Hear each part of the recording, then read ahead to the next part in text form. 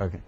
So a kid goes and is feeling confident, then of course that kid is going to be very effective. It's also true in our adult lives. How we feel about certain situations will play a major role in how effective we are going to be. And I said, you know, I was principal of this school in the psychiatric hospital, just to give you an example about mindsets. I hired a young man the first year, lovely guy. I should have never hired him, but we didn't know this in advance. Ready to hear this? We discovered, he even discovered, he was afraid of angry kids. Now you could imagine who is in a locked door unit of a psychiatric hospital in a child and adolescent program. So one day it was actually quiet at the unit. You know, you ever walk in, it really was quiet. And I said, this is great, it's a quiet day. All of a sudden, this young man, this teacher, knocks on the door. I open the door, just like this, Bob, Bob, Bob, 3 times. I said, yes. And just like this, he says to me, the kids are starting to raise their voice. I sense a riot pending. Now, I had not sensed anything like this, but would anyone in this room like to guess, where do you think the most acting out behavior took place? In his classroom. Because kids could sense that. And mindsets come up in different ways. I am not handy at all. As a matter of fact, if anything breaks in my house, my wife already knows, she's known for many years now, my favorite comment, and you live like this, call someone. Because I am convinced, even when I change a light fixture, there will be a fire in the house. See, this is not a good mindset. Well, it is if you call someone on that. One day I was trying, my car wouldn't start. I picked up the hood. My wife is very loving but very direct. She looks at me and says, why? Because she knew, I didn't know it was under there. Then a neighbor goes by and says, check the carburetor. Where? I mean, but you know what's good about that? That's how a lot of kids feel. I mean, that's how a lot of kids feel. They don't know where to start or whatever. So our attitudes play a big role. But then, years ago, I became fascinated interviewing a lot of kids. I became fascinated by this. I started saying, I don't know if you'll agree with me, every kid you work with, I know a number of you work in different settings, every kid you work with, they know how you feel about yourself and how you feel about them.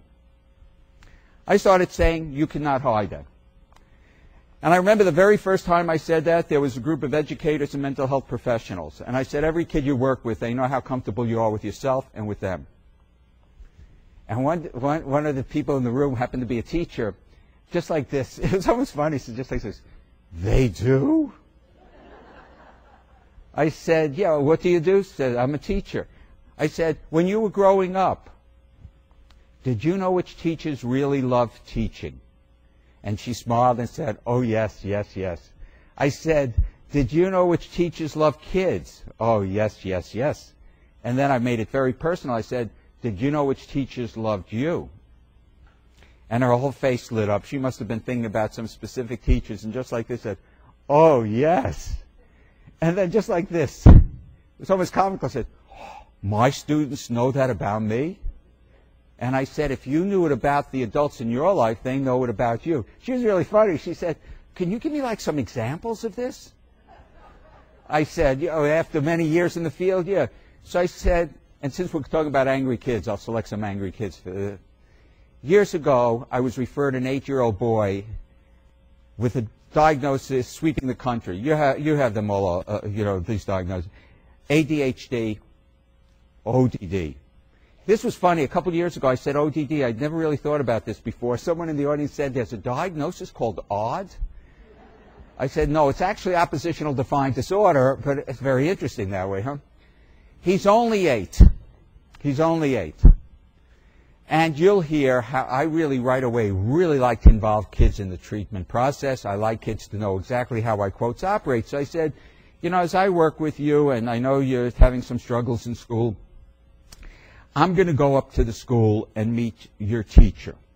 I love these impulsive, suspicious kids. Before I could even explain why, he looks at me, he's just like this, why are you doing that?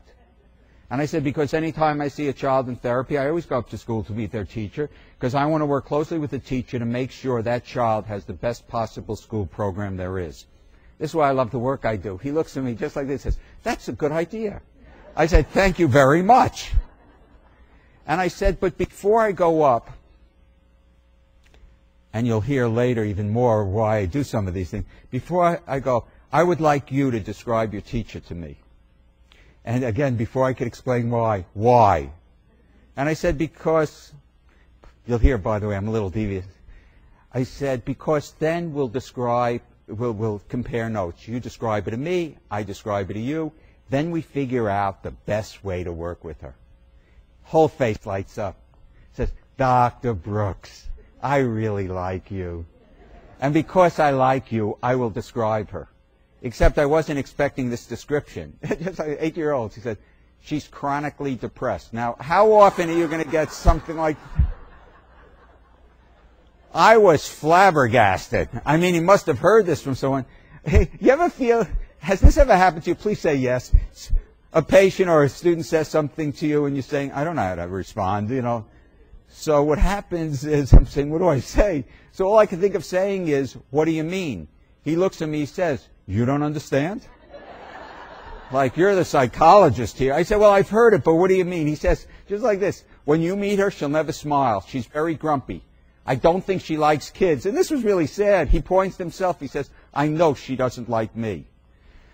So I don't know when to stop sometimes. So I said, by the way, you said it was chronic. What do you mean by that? I probably shouldn't have asked, but his answer was great. So I said, so what do you mean by that? He looks at me, and I loved his mannerisms even. He looks at me and says, you never heard that word either? And then he's just like this, says, I'm going to tell you, but make sure you remember. Do you know the anxiety that brought back from my own schooling? I said, this kid's going to test me. Thank heavens, his definition was pretty straightforward. He says, it means it's been going on for a while. I thought that's pretty good. I said, I like to hear the criteria kids use. I said, how do you know? Only out of the mouth of an 8-year-old. How do I know? My brother had it 2 years ago. She hasn't changed at all. So I go to the school. We'll look at a strength-based model. I go up to the school. You know, my mindset is, Bob, this is the kid's perception. Give this teacher a chance. After 3 seconds, I realized his perception was rather accurate. I go in. She greets me at the office.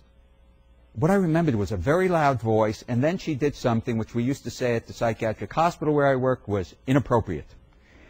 As we were walking down this hallway in a public school, she was loudly using his full name and telling me how terrible he was. I mean, there are people around. I don't know if there are other teachers, parents, or whatever.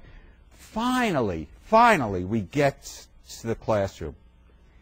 And one of the things you'll hear over the next 2 days, we use a strength-based model, or if I ever consulted with each of you, you would know after hearing things, the difficulties a child or adolescent is experiencing, I would then ask you a question that is going to seem so obvious to all of you. And I think we have to ask much more often because I just even got a letter from a school psychologist who took a workshop with me, and he said when he asked this question at a recent school meeting about a very angry kid, the whole tenor of the meeting changed, and it's going to seem so obvious to you. I'll then say, now that I've heard about some of the difficulties, can you please tell me what you see as this child or adolescent's strengths, their beauty, or some of you know now for 30 years I've used a metaphor in all my writings. I call it their islands of competence, their islands of competence. I started saying there's no way we will ever help at-risk youth, angry youth, unless we can specify and identify and use their islands of competence. It's so easy to just focus on what's wrong with kids. I hope this is so obvious to all of you. So I looked at the teacher,